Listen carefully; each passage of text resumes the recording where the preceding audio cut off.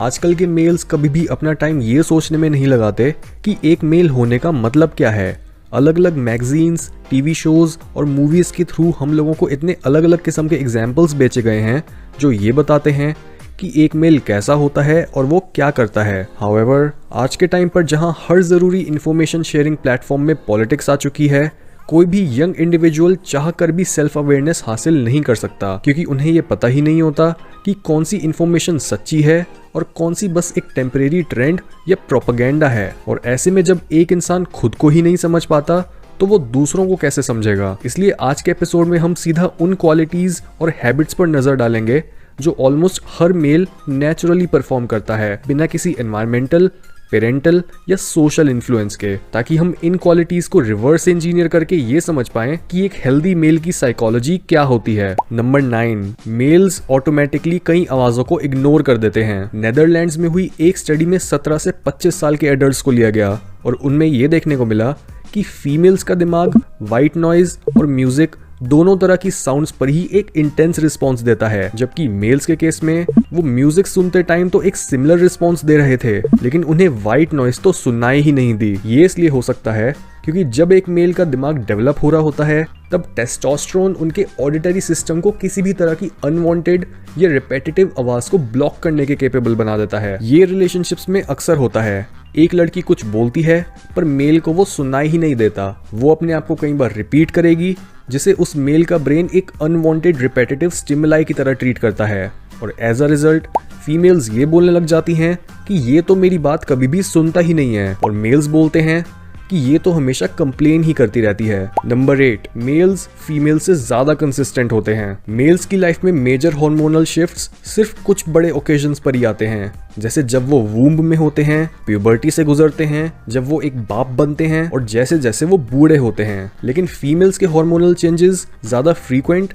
और इंटेंस होते हैं। वो कॉन्स्टेंटली अपनी मंथली साइकिल के इन्फ्लुएंस में होती है और ये मूड चेंजेस जितना हम सोचते हैं उससे कई गुना ज्यादा बड़े होते हैं। एक फीमेल की साइकिल की शुरुआत में उनके हिपोकैम्पस में 25% ग्रोथ देखने को मिलती है और एस्ट्रोजन उनके दिमाग को ज्यादा शार्प और सोशली रिलैक्स्ड बनाता है। ओव्यूलेशन के टाइम प्रोजेस्टेरोन एस्ट्रोजन के इफेक्ट्स को रिवर्स कर देता है और सारे नए कनेक्शंस को खत्म कर देता है। साइकिल के आखिरी 2 हफ्तों में प्रोजेस्टेरोन एक फीमेल को ज्यादा इरिटेबल, अनफोकस्ड और सुस्त बनाता है और उसके बाद प्रोजेस्टेरोन खत्म होते होते एक फीमेल के ब्रेन को सेंसिटिव, सेंटिमेंटल, स्ट्रेस्ड और इवन अनफ्रेंडली बनाता है। इस वजह से एक फीमेल हर हफ्ते एक अलग तरह से एक्ट कर सकती है और उनकी बायोलॉजी उनकी पर्सनालिटी में कई पार्ट्स लगा या हटा सकती है, जबकि मेल्स के केस में वो इमोशनली ज्यादा स्टेबल और कंसिस्टेंट रहते हैं। नंबर 7, मेल्स अपनी एबिलिटीज को ओवर एस्टिमेट करते हैं, चाहे वो उनकी इंटेलिजेंस हो या फिर एक फीमेल का उनमें इंटरेस्ट। मेल्स अपनी बहुत सी एबिलिटीज और क्वालिटीज को ओवर एस्टिमेट करते हैं और ये इसलिए होता है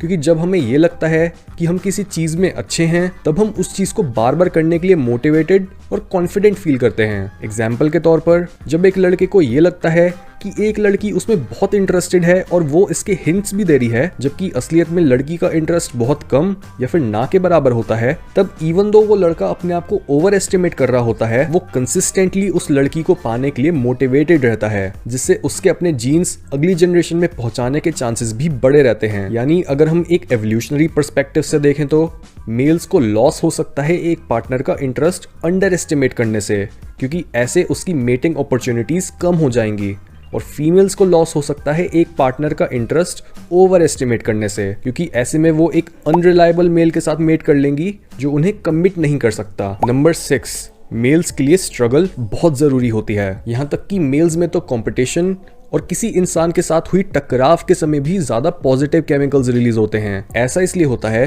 ताकि एक मेल कॉन्स्टेंटली अपनी लिमिट्स को पुश कर सके और अपने बेस्ट पॉसिबल वर्जन को दुनिया के आगे पेश कर सके। इसके साथ ही स्ट्रगल हर मेल के लिए एक टेस्ट की तरह होती है, जो सिर्फ उन्हीं मेल्स के जीन्स को अगली जनरेशन में पहुंचने देती है जो सबसे ज्यादा स्ट्रॉन्ग, हेल्दी, कॉन्फिडेंट और क्रिएटिव होते हैं। बिना स्ट्रगल के मेल्स कभी भी एक ऐसा स्ट्रॉन्ग कैरेक्टर डेवलप कर ही नहीं सकते जो उनके, सोसाइटी और पूरी दुनिया के लिए प्रोडक्टिव हो। साइकोलॉजी की अंडरस्टैंडिंग हमें बताती है कि मेल्स वाइज और मैच्योर बनते हैं सबसे ज्यादा इंटरफेरेंस और अच्छी गाइडेंस से, पर फीमेल्स मैच्योर और वाइज बनती हैं सबसे कम इंटरफेरेंस और अच्छी गाइडेंस से। जहां ज्यादातर मेल्स मुश्किल से मुश्किल समय से गुजरने के बाद भी फिर से नॉर्मल और हेल्दी बन सकते हैं, वहीं फीमेल्स के लिए मुश्किल सिचुएशंस एक पॉइंट के बाद काउंटर प्रोडक्टिव बन जाती हैं और वो उनकी हेल्थ को परमानेंटली नुकसान भी पहुंचा सकती हैं। नंबर 5, मेल्स की स्पेशल एबिलिटीज ज्यादा अच्छी होती हैं, यानी अपने माइंड में चीजों और जगहों की पोजीशन एक्यूरेटली विजुअलाइज कर पाना। ये डिफरेंस बच्चों में 5 साल की उम्र में ही देखने को मिल जाता है। फीमेल्स नेविगेट करने के लिए लैंडमार्क्स को यूज करती हैं और मेल्स नेविगेट करते हैं डायरेक्शंस और डिस्टेंस का यूज करके। यही रीजन है कि क्यों मेल्स की ड्राइविंग और नेविगेटिंग एबिलिटीज फीमेल से बेटर होती हैं। पर एट द सेम टाइम जब ड्राइविंग एबिलिटीज से जुड़ा कॉन्फिडेंस मिलता है अपनी एबिलिटीज को ओवर एस्टिमेट करने के बिहेवियर और रिस्क लेने की आदत से, तब हम ये देखते हैं कि रोड एक्सीडेंट्स में ज्यादातर घायल होने वाले लोग भी मेल्स ही होते हैं। नंबर 4, लड़के ज्यादातर एक्शन सीन्स को ड्रॉ करते हैं। एक स्टडी में देखा गया कि गर्ल्स लोगों, एनिमल्स और प्लांट्स जैसी चीजों को ड्रॉ करती हैं जो ड्राइंग को देखने वाले को फेस कर रहे होते हैं। वो बहुत से कलर्स को यूज करती हैं और ज्यादातर कलर्स वार्म होते हैं, जबकि बॉयज ड्रॉ करते हैं एक्शन सीन्स। वो यूजुअली 6 से ज्यादा कलर्स कभी भी यूज नहीं करते और उनके कलर्स ज्यादातर कूल होते हैं। इससे हमें पता चलता है कि मेल्स की एक्शन, वायलेंस और एक एनवायरनमेंट को एनालाइज कर पाने की एबिलिटी उनमें बचपन से ही होती है। नंबर 3, मेल्स ज्यादा कंपेटिटिवली खेलते हैं। अगर हम जगह जगह के प्लेग्राउंड्स में लड़कों को खेलते हुए देखें तो उनमें ज्यादातर लड़के गेम को लेकर काफी पैशनेट होते हैं। वो कंपेटिटिवली खेलते हैं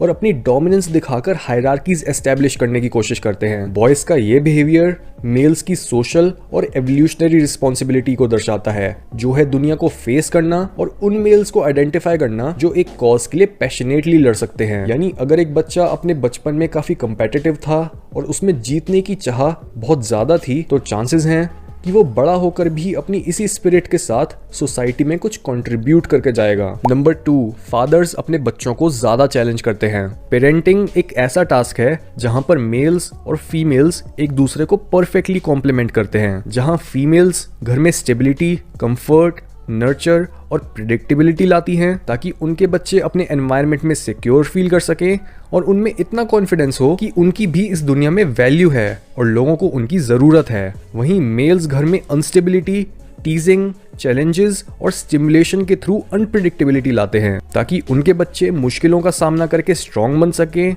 फिजिकली और मेंटली ग्रो कर सकें और दुनिया की अनप्रिडिक्टेबल नेचर के लिए रेडी हो सके। हाउएवर, अगर इन दोनों फोर्सेस में एक इम्बैलेंस आ जाए, जैसे एक घर जो बहुत ज्यादा अनस्टेबल होता है या फिर बहुत स्टेबल और कंफर्टेबल होता है, दोनों ही एक्सट्रीम केसेस बच्चों की डेवलपमेंट में बाधा डाल सकते हैं। Number 1, high self esteem males को ज्यादा प्रोमिस्कुअस बनाती है। अपनी बुक द मॉरल एनिमल में अमेरिकन ऑथर रॉबर्ट राइट ने बताया है कि जो मेल्स अपनी स्किन में काफी कॉन्फिडेंट फील करते हैं, उन्हें ये लगता है कि वो सोसाइटी के लिए बहुत वैल्यूएबल हैं और वो अपनी एबिलिटीज में भी बिलीव करते हैं, उन मेल्स के एक से ज्यादा कैजुअल इंटीमेट रिलेशनशिप्स होते हैं। जबकि जो फीमेल्स अपनी स्किन में कॉन्फिडेंट होती हैं और उनकी सेल्फ एस्टीम भी ज्यादा होती है, वो बाकी लड़कियों के कंपैरिजन में कम प्रोमिस्कुअस होती हैं। ये इसलिए क्योंकि जिन फीमेल्स की सेल्फ एस्टीम कम होती है उन्हें अट्रैक्ट करने में कम मेहनत लगती है और उन फीमेल्स को एक्सटर्नल वैलिडेशन भी ज्यादा चाहिए होती है वर्दी फील करने के लिए। पर जिन फीमेल्स को अपनी सेल्फ एस्टीम आउटसोर्स नहीं करनी पड़ती, वो अपने पार्टनर को लेकर काफी पिकी होती हैं और उनके स्टैंडर्ड्स भी काफी हाई होते हैं। दूसरी तरफ मेल्स में हाई सेल्फ एस्टीम होने से वो ज्यादा से ज्यादा फीमेल्स को अपनी तरफ अट्रैक्ट कर पाते हैं